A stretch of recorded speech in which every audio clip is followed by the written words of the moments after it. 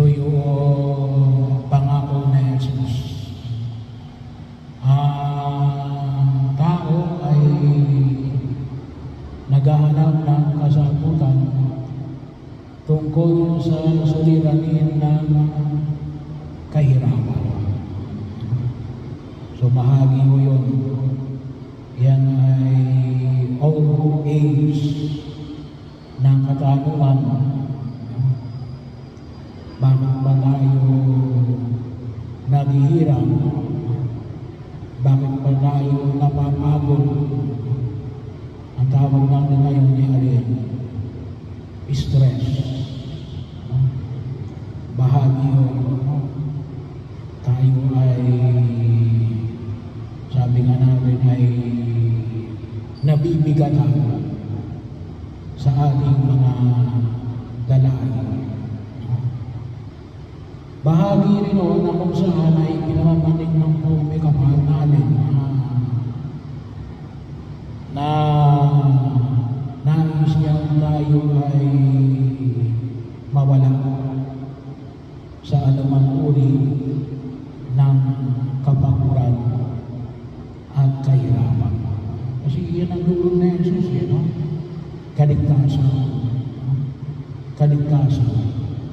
Katawan at kaluluwa. Kaya na bahagi rin na kung saan ay makita natin na yung kapayapaan, kapanatagan ng kalooban, kaayusan ay nais na ibigay na Jesus sa bawat isa sa atin. Yun yung kanyang pangako. Kasi na yan ang dahilan kung bakit siya naging tao. Siya pinaghahanda natin ngayon. Yan ang dahilan kung bakit ipinanganak siya ng mahal na Virgin Maria. Bahagi yun. Kaya nga ang ating devotion ay Nuestra Señora de la O. In all AWE, pagkamaayos, bakit? Gawa na Jesus. Bahagi rin na kung saan ay sana ay mapakinabangan natin. Kasi yun ang tulong na Jesus eh. Kaya ano yung mga nakita natin ni Pagkilos? Kasi yun ang pangako niya eh, no? Makakasumbong kayo ng kapahingahan para sa inyong kaluluwa. No?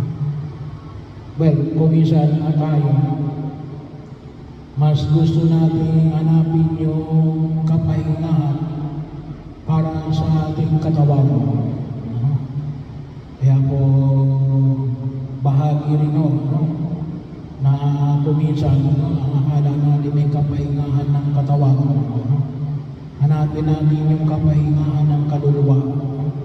Kasi kung hindi magkaroon ng kapanatagan yung ating isip at ang ating kaluluwa, kahit wala tayong ginagawa, may stress tayo. Kasi yung stress ay physical, no? Spiritual, psychological, social, financial, marami yung pwedeng magdulot sa atin ng kahirap. Kailan, ano yung namamakita natin? Kasi may mga tao na, sabi nga ngayon, gusto na ngayon naman yung press the button, pipindutin mo lang. Kailan, nag-i-stressful pa rin ang tao. Bakit? Kasi nga, hindi natin nakikita yung alin, yung makapagpapahinga sa ating kaluluwa. Kaya, sana, makita natin yung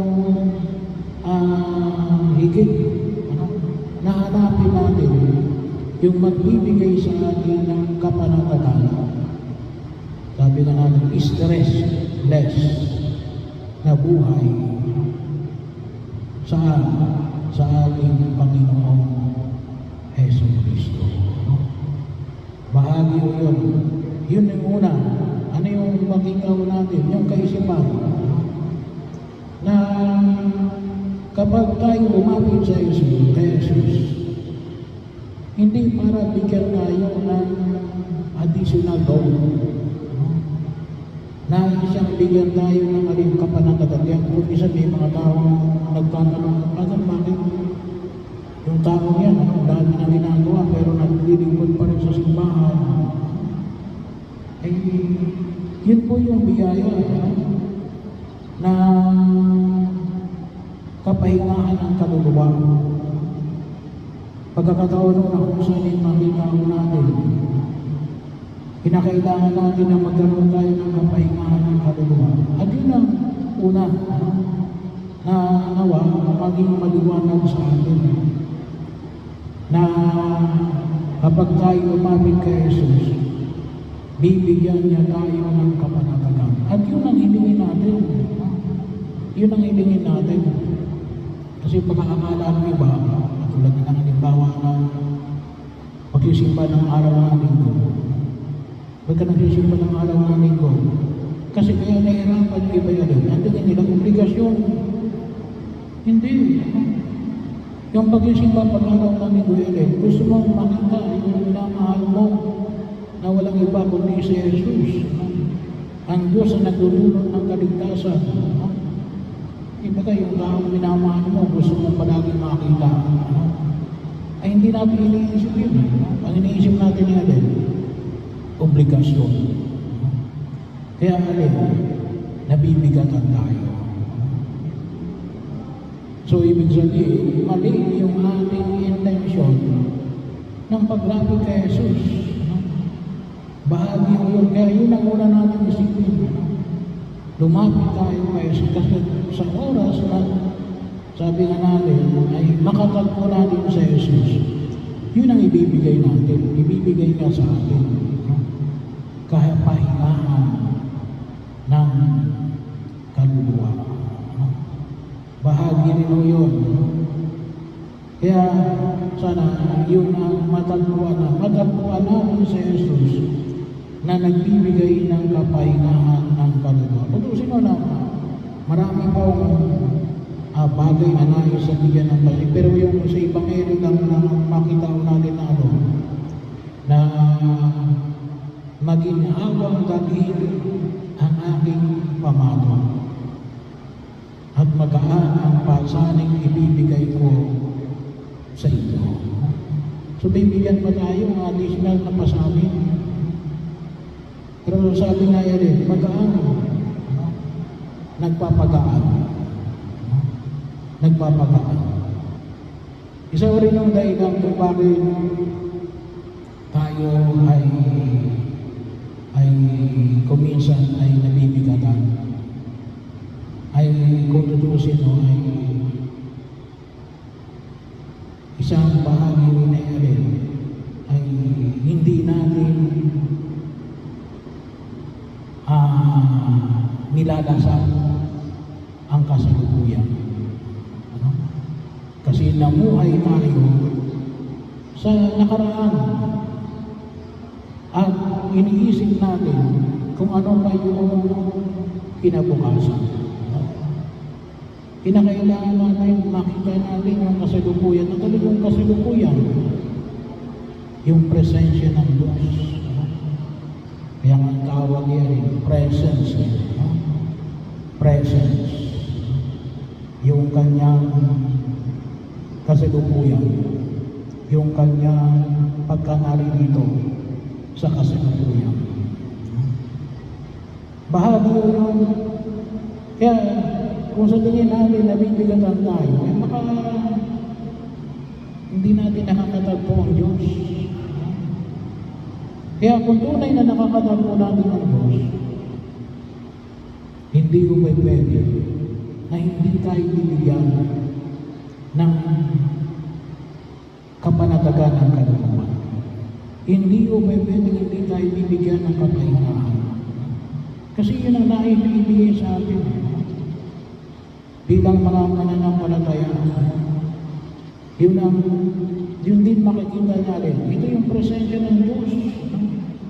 Ito yung presensya ng Diyos na nawa ay siyang dahilan kung bakit siya ay naging tao. No?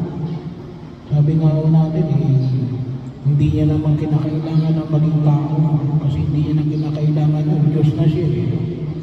At siya yung ang dahilan kung bakit siya din na namatay sa krus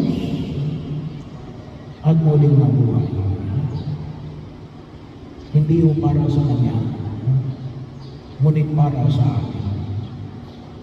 So ano ay nangyayari? Hindi natin natatanggap. Bakit? Kasi ay baka hindi si Jesus ang nakakatagpo natin. Kaya hilingin natin, kung isa kapag may nagdarasal, sinasabi natin, we put ourselves in the presence of God. Ilagay natin ang ating sarili sa presensya ng Diyos. Kasi kung tayo nasa tunay na presensya ng Diyos, magkakaroon tayo ng tunay na kapahingahan. Walang duda ko yun. Kaya, yun ang idulog natin sa harapan ng Poong Kapal. Maramdaman natin yung kanyang presensya na nagdudulot ng kapahingahan at ang pagliligtas sa daigdig na ito. Matugunan natin ang kanyang panawa. Kaya nga, utusin ang kanyang mga utos. Katulad halimbawa ng patawanan mo yung mga tao na kasala sa iyo. Kasama yun Kasama yun. Pag hindi mo napatawad yung mga tao na kasala sa iyo, hindi ka mapapanatag. Palagi kang lingkod sa harapan mo at sa likod. Nakaabang. Baka nandun yung mga taong pinagagalit mo. Ay hindi ka talaga magkakaroon ng kapanatagan. Pero yun ang paanyaya na ipinapamanig ng Poong Kapal. Maramdaman natin ang kanyang presensya na nagbibigay ng kapahamakan.